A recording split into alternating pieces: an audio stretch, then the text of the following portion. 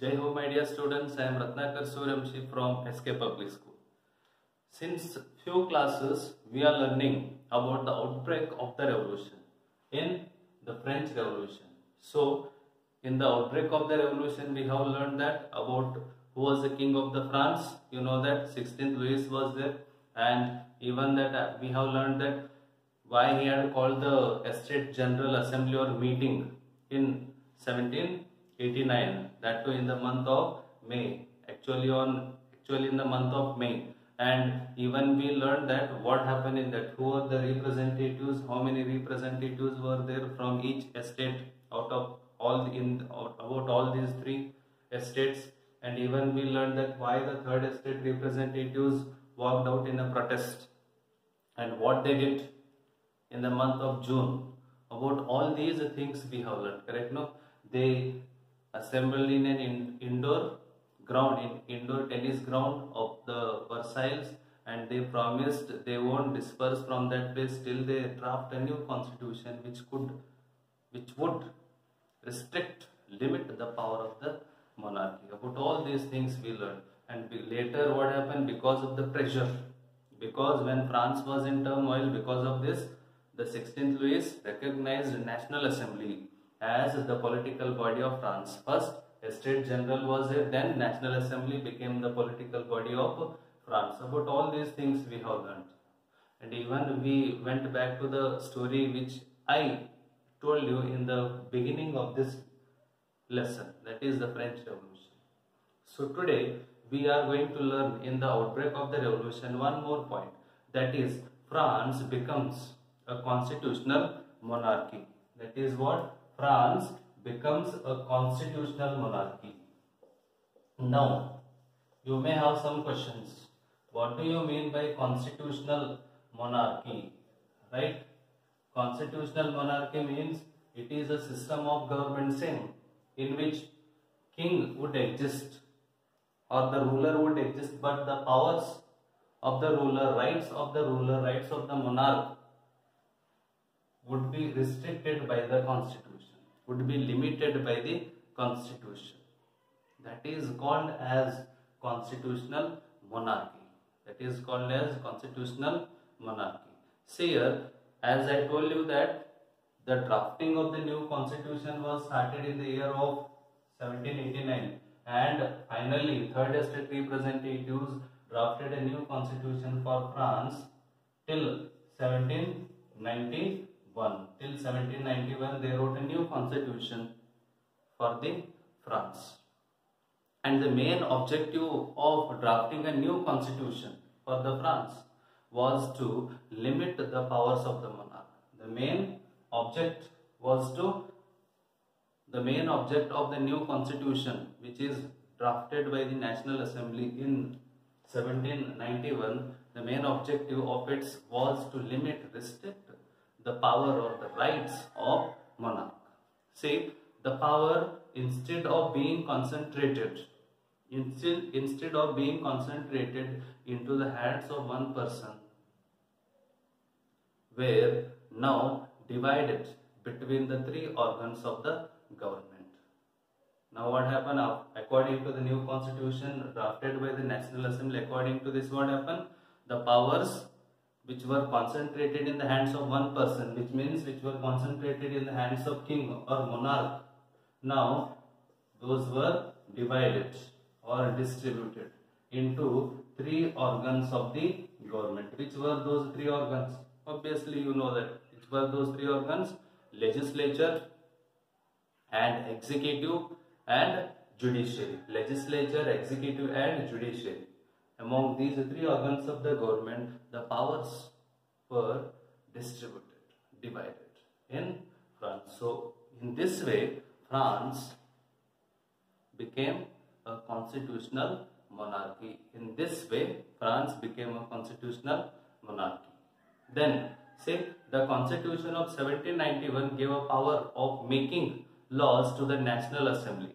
The new Constitution of 1791 gave power of making new laws for the country, new acts for the country to the National Assembly.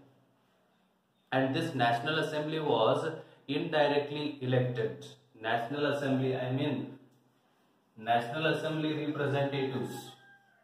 National Assembly representatives were indirectly, I would like to write here, indirectly they were elected. National Assembly representatives were indirectly elected. See, out of 28 million of population in France, out of 28 million people in France, see, 4 million people or 4 million citizens or 4 million people had a right to vote. What was the population? 28 million. Out of this 28 million, 4 million people had rights. What right? Right to vote.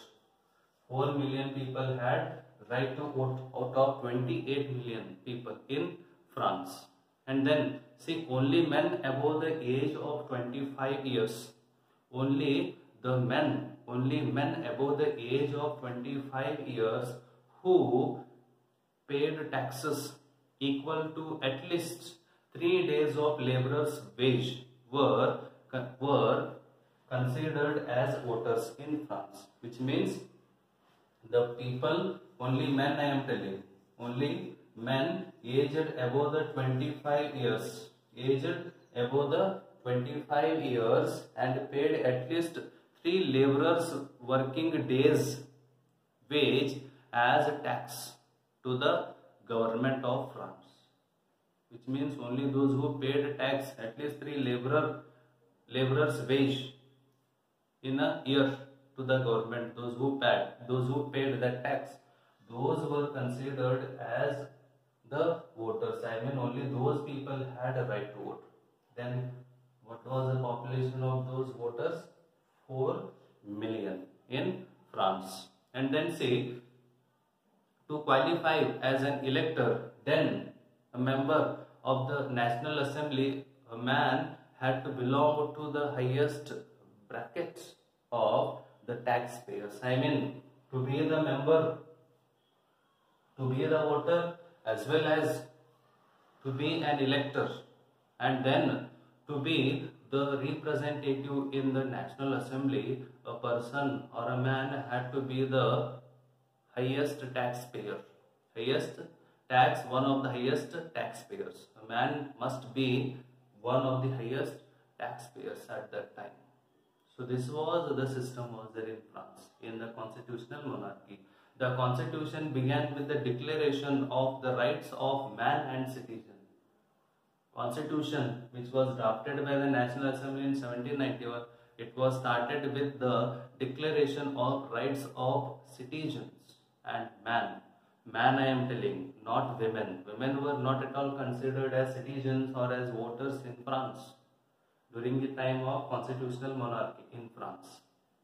And rights such as the right to life, freedom of speech, the rights like right to life as well as freedom of speech, freedom of expressing opinion, equality before the law, these were all established. These were all established as natural and inalienable rights. These were all established as natural and inalienable. Inalienable means what here? Inalienable means these rights should not be taken away by the government, should not be withdrawn, should not be suspended by the government. And then even the new constitution of France said that the rights of the citizens, rights of the man has to be protected by the, shall be protected by the state. I mean, government only should protect the rights of citizens and rights of man. This system was brought in France. So this is all about France becomes a constitutional monarchy. So this is the end to the second concept in the French Revolution, that is the outbreak of the revolution. And in the next class we will learn about the third concept in the French Revolution. Hope you have understood. Thank you. Jai Hind.